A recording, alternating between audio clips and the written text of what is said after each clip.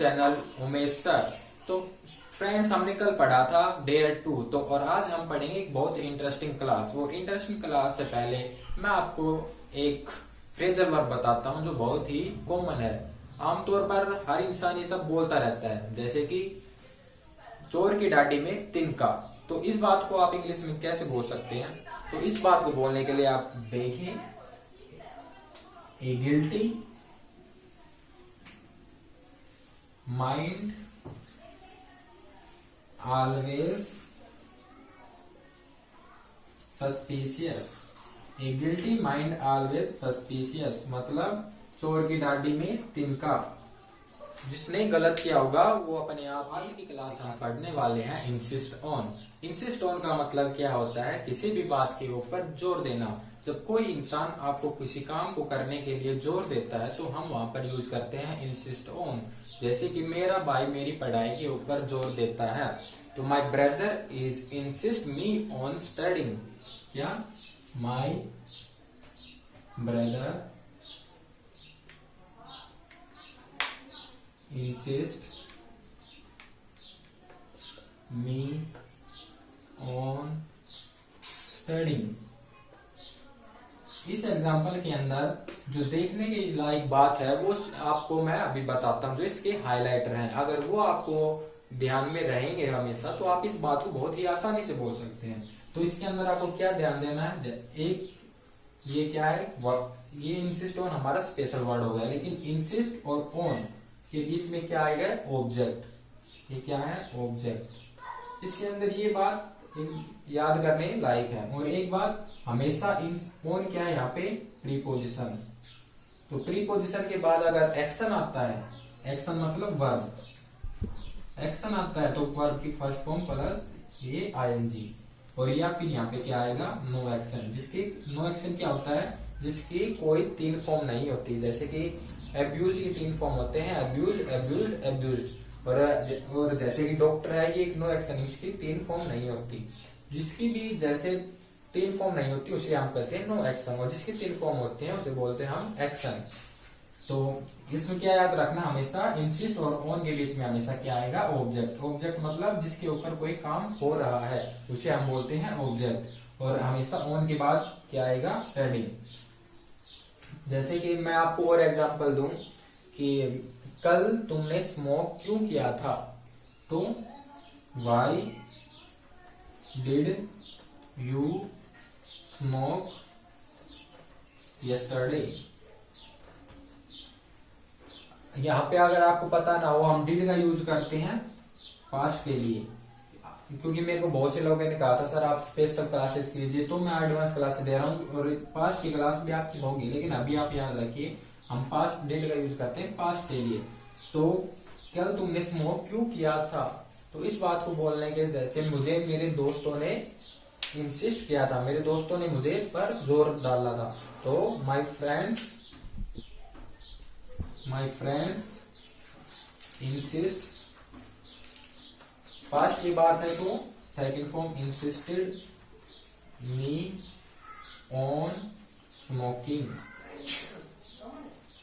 हम इसके अंदर और एग्जांपल देखते हैं, जैसे कि क्या तुम उसे कर्ज देने के लिए जोर दोगे?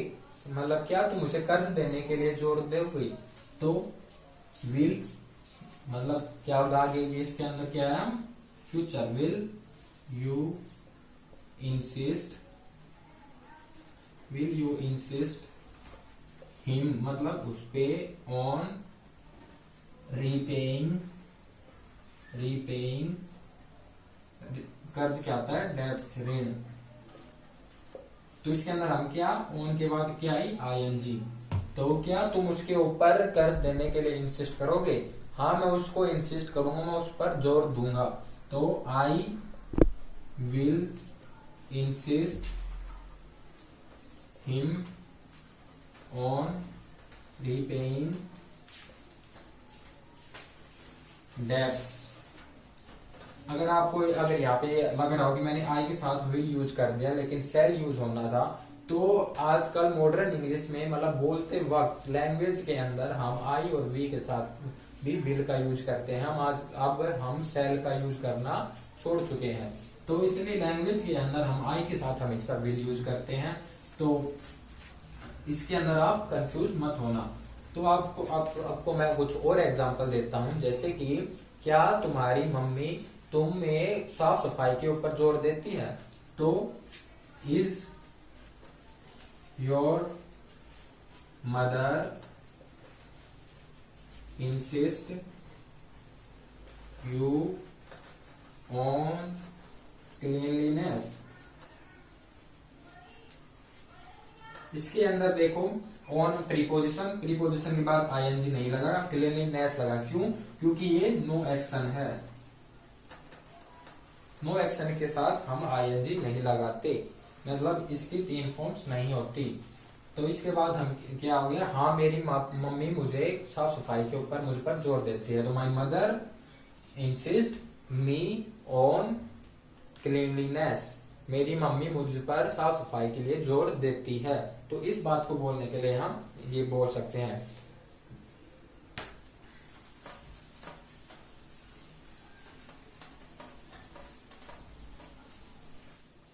तो इंसिस्ट ऑन के अंदर मैं आपको कुछ और एग्जांपल देता हूं। और एग्जांपल जैसे कि मैं आपको कंटिन्यूअस में बताता हूं, मैं आपको प्रेजेंट में सिंपल में बताता हूं। जैसे कि मेरे दोस्त मुझे मॉल में जाने के लिए इंसिस्ट कर रहे हैं, मतलब जोर दे रहे हैं। तो my friend insisting me on going to mall.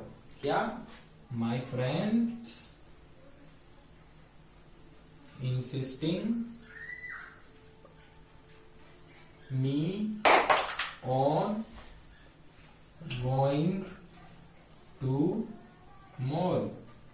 मेरे दोस्त मुझे मॉल पर जाने के लिए जोर दे रहे हैं। अगर मैं आपको और दूं, जैसे कि मेरे दोस्त मुझे मूवी देखने के लिए जोर देते हैं। तो my friend insist me on watching movie in theatre. My friend insist me on watching movie in theatre. और जैसे कि मैं आपको और बताऊं, जैसे कि मेरी मम्मी मुझे खाना खाने के लिए मुझ पर जोर देती है। तो my mother insist me on taking food. तो ऐसे बहुत सारे एग्जाम्पल्स हैं।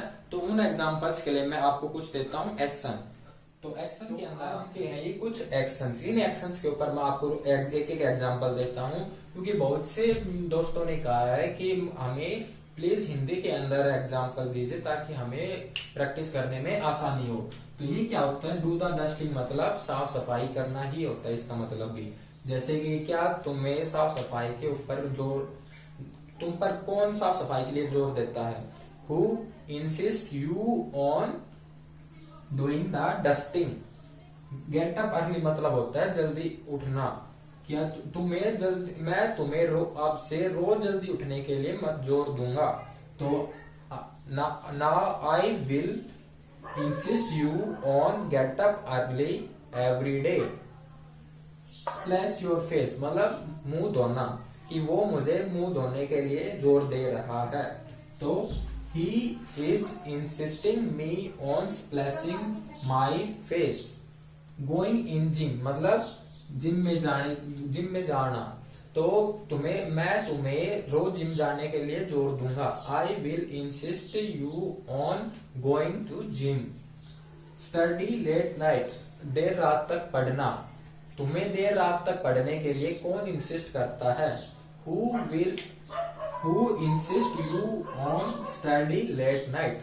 मेरा भाई करता है। तो my brother insist me on studying late night। तो ये थे आज के कुछ एग्जाम्पल्स। तो आज की क्लास कुछ छोटी है, तो मैं आपको एक वर्ड और सिखाता हूँ। उस एक वर्ड्स के अंदर आप बहुत सारे क्वेश्चन पूछ सकते हैं। किसी भी व्यक्ति के साथ उस वर्ड का यूज करके आप कितने सारे अपने डाउट्स क्लियर कर सकते हैं कि कैसे और क्या।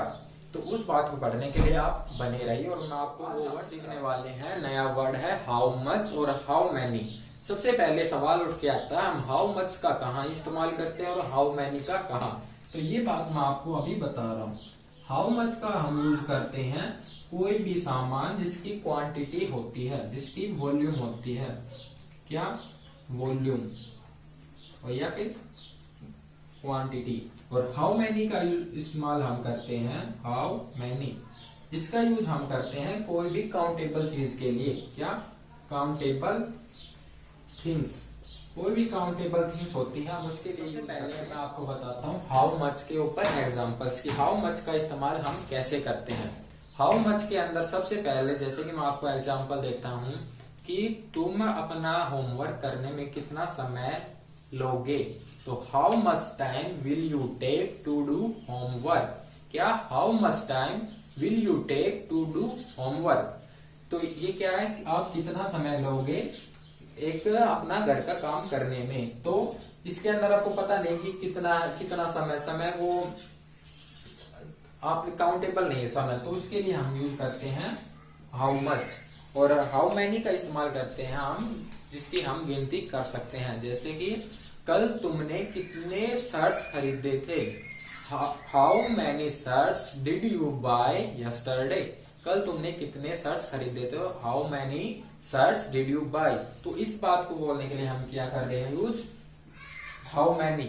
और हाउ मैनी के जैसे कि आप दिन में कितने पेज लिखते हो, how many page do you right every day, कि आप हर रोज दिन के कितने पेज लिखते हो। और हाउ मच के अंदर जैसे कि टंकी में कितना पानी है, how much water in the tank, मतलब टैंक में कितना पानी है। आपको पता, अब आप उसको एग्जैक्ट बता नहीं सकते कि उसमें कितना पानी है, तो इसके लिए हम यूज करते हैं हाउ मच। तो ये थी हाउ मच की class. So how much and how many का इस्तेमाल हम कैसे कर सकते हैं। So thank you for watching my video and please subscribe the channel as soon as possible. Please share this video to everyone, your relatives and friends.